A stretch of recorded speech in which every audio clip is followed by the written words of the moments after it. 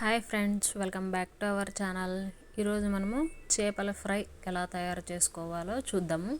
ముందుగా చేప ముక్కల్ని తీసుకొని నీట్గా శుభ్రంగా కడిగేసుకొని ఒక 10 నిమిషాల పాటు పక్కన పెట్టేసుకోవాలి. ఎందుకంటే అందులో ఉన్న వాటర్ మొత్తం పక్కకి వెళ్ళిపోయే విధంగా ఉండాలన్నమాట.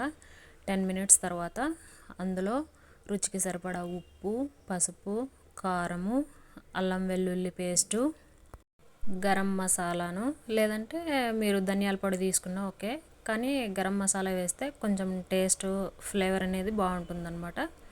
అలాగే ఫుడ్ కలర్ను కొద్దిగా యాడ్ చేసుకోవాలి. ఇందులోకి ఇంకా లెమన్ యాడ్ చేసుకున్నా బాగుంటుందండి. నేను లెమన్ తీసుకోలేదు.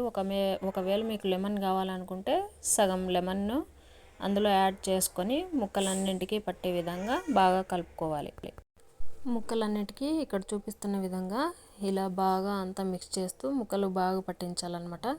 నేను ఇక్కడ మధ్య ముళ్ళు ఉండే చేపను మాత్రమే తీసుకున్నాను. ఈ చేప అయితే ఫ్రైకి చాలా టేస్ట్గా ఉంటుందన్నమాట. చాలా రుచిగాను, పిల్లలు తినడానికి కూడా కొంచెం ఈజీగా బాగుంటుందన్నమాట. చూసారా, ఇక్కడ చూపిస్తున్న విధంగా ముక్కలన్నింటినీ ఇలా బాగా మిక్స్ చేసుకొని మొత్తం అంతా కలిసే విధంగా కలిపేసి ఒక 10 నిమిషాల పాటు ఈ ముక్కలన్నింటినీ పక్కన పెట్టేసుకోవాలన్నమాట. ఎందుకంటే ఒక 10 నిమిషాల పాటు పక్కన పెడితే ఉప్పు, కారము అనేది ముక్కలకు బాగా పడుతుంది. అందువల్ల ఒక 10 నిమిషాల పాటు పక్కన పెట్టేసుకోవాలి.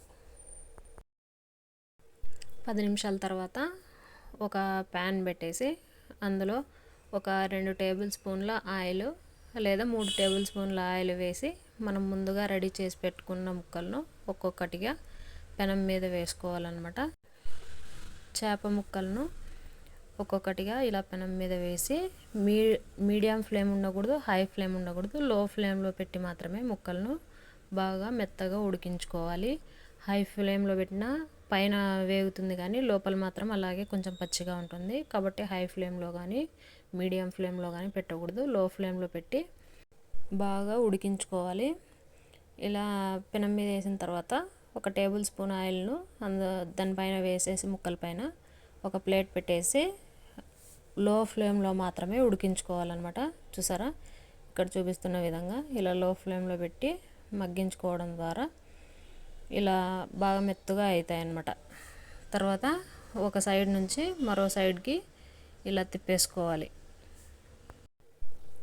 ఇలా ముక్కలన్నింటినీ అటువైపు తిప్పేసిన తర్వాత మరీ లో ఫ్లేమ్లోనే ఒక 10 నిమిషాల పాటు బాగా మగ్గనివ్వాలన్నమాట. అలా లో ఫ్లేమ్లో పెట్టి మగ్గనిస్తేనే లోపల వరకు ముక్క అనేది పచ్చిగా లేకుండా బాగా మెత్తగా ఉడికిపోతుంది.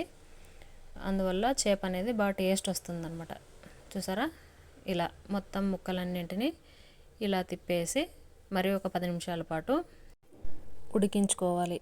ఇన్నిసార్లు ఎందుకు లో ఫ్లేమ్లో అని చెప్తున్నాను అంటే, చాలామంది ఫాస్ట్గా అవుతుంది కదా అనేసి మీడియం ఫ్లేమ్లో కానీ హై ఫ్లేమ్లో కానీ పెట్టేసి ముక్కల్ని త్వరగా మగ్గుతాయి కదా అనేసి ఉడికించుకుంటారనమాట. కానీ అది కరెక్ట్ కాదండి. అలా చేయడం వల్ల లోపల ముక్క అనేది ఏమాత్రం ఉడికినదు, చేపు కూడా అంత టేస్ట్ అనిపించదు. అందుకనే చాలాసార్లు నేను లో ఫ్లేమ్ అని చెప్తున్నాను.